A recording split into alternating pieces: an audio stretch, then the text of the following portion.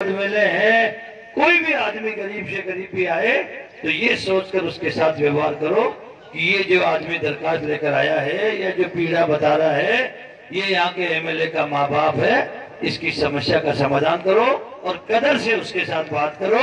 अगर उसके साथ कदर से बात नहीं करोगे तो कैसे कितनी हालत में मैं बर्दाश्त नहीं करूंगा कि मेरे माँ बाप के साथ कोई दुर्व्यवहार करे।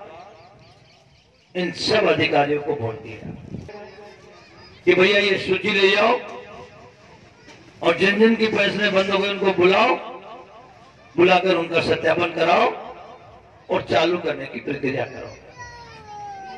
एसडीएम साहब ने पटवारी को निर्देश दे दिए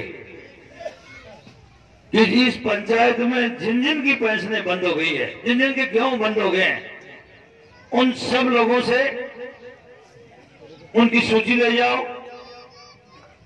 और उन सबको बुलाओ। ई मित्र से फार्म मिलता है 10 रुपए का, उसको वापस भराओ और उसको गेहूं देने की उसमें कार्रवाई करो।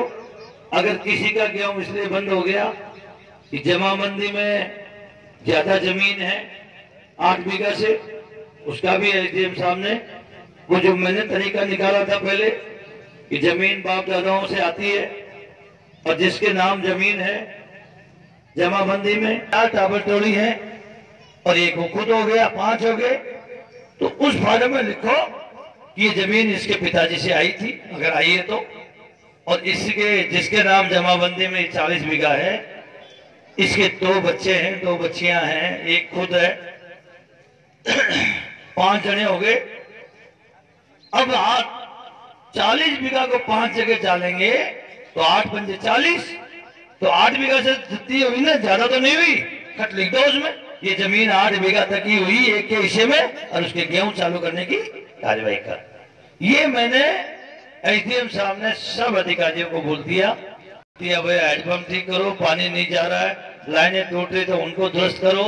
बिजली वाले को बोल दिया भैया बिजली के तार ढीले हैं, कोई हटने हैं, कोई मीटर नए लगने हैं, कोई कनेक्शन देने हैं, ये सब काम करो। और मैं आपके चुनाव में आया था, यही मीटिंग रखी थी, मैंने उस दिन आपसे कहा था कि आप मुझे दूसरा जन्म दे दो। ये जो पेंशनें मैंने बांधी थी उस समय, ये पेंशनें पूरे राजस्थान की दूधू जनक है। राजस्थान में पेंशनें बाद में बंधी है, पहले दूधू विधानसभा में, क्योंकि पहले पेंशन वो बनती थी जिसके बालिग बच्चे नहीं होते थे। अगर 80 साल की उम्र हो और उसके 18 साल से बेटे बेटियां होंगे बड़े, उनको पेंशन नहीं मिल सकती। जमीन ज्यादा है तो पेंशन नहीं मिल सकती। ये दूधू में अपन ने 1.5 साल पहले ही ये चालू कर दिया था, राशन कार्ड बना के बूढ़ा बूढ़ियों का, और लिखा के कि भाई इस राशन कार्ड में कोई बालिग नहीं है। अपन ने 72,000 पेंशन बना दी थी। फिर अशोक जी गहलोत ने इस योजना को राजस्थान में लागू किया था। तो मैंने कहा ये पेंशन की शुरुआत दूधू से हुई थी और 5 साल इस सरकार जो पिछली सरकार थी, एक नया पैसा भी पेंशन का इन्होंने नहीं बढ़ाया, एक पैसा भी नहीं बढ़ाया।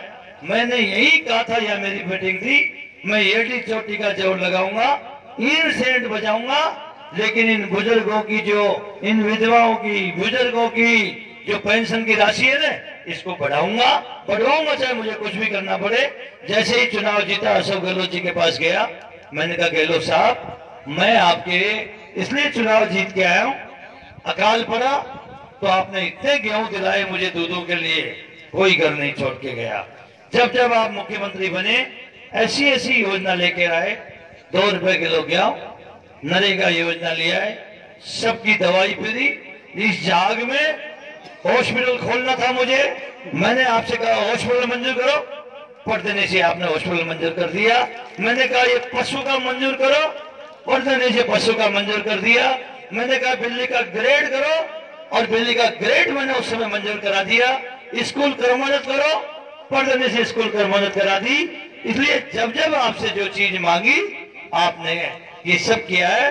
अब दूधू की जनता ये कह रही है भैया वो 5 साल तक, क्योंकि इस पिछली सरकार ने पेंशन का पैसा नहीं बढ़ाया, इसलिए जनता चाहती है पेंशन का पैसा बढ़ाओ। और मैं धन्यवाद देना चाहूंगा अशोक गहलोत जी को, उन्होंने मुख्यमंत्री के बनते ही 4-5 दिन बाद में आदेश कर दिए, जिसको 500 मिलता है उसको 750 मिलेंगे, 750 मिलता है जिसको 1000 मिलेंगे। उन्होंने पेंशन का पैसा बढ़ा दिया और ये किसानों का कर्जा माफ। पिछली सरकार ने 50,000 रुपए तक का कर्जा माफ करने की घोषणा करी, अखबारों में आपने पढ़ा हो। और कोऑपरेटिव सहकारी बैंकों के जो कर्जे थे वो 50,000 रुपए तक के माफ करने की घोषणा करी।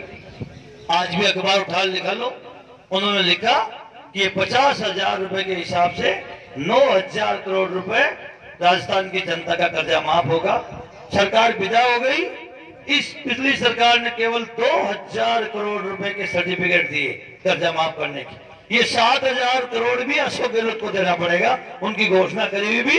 और अशोक गहलोत जी ने घोषणा कर दी कि हम 2 लाख रुपए तक के राजस्थान की केवल सहकारिता बैंक ही नहीं, ये नेशनलाइज बैंक भी है, 2 लाख रुपए तक का कर्जा माफ करेंगे। 26,000 करोड़ कर्जा माफ करने के सरकार ने आदेश कर दी। मैं धन्यवाद देना चाहूंगा किसानों के लिए। इतना बड़ा काम सरकार में बैठते ही अशोक जी गहलोत ने सरकार में शुरू किया। पिछले दिनों राहुल गांधी जी आए थे 2-3 दिन पहले, आपके यहां से भी गए थे। ये बिजली का बिल पिछली सरकार में 4-5 बार बढ़ गया। अशोक जी गहलोत ने घोषणा कर दी कुछ भी करना पड़ेगा, लेकिन राजस्थान के किसानों का बिजली का बिल एक नया पैसा भी नहीं बढ़ाऊंगा पूरे 5 साल। इसलिए समझना पड़ेगा आपको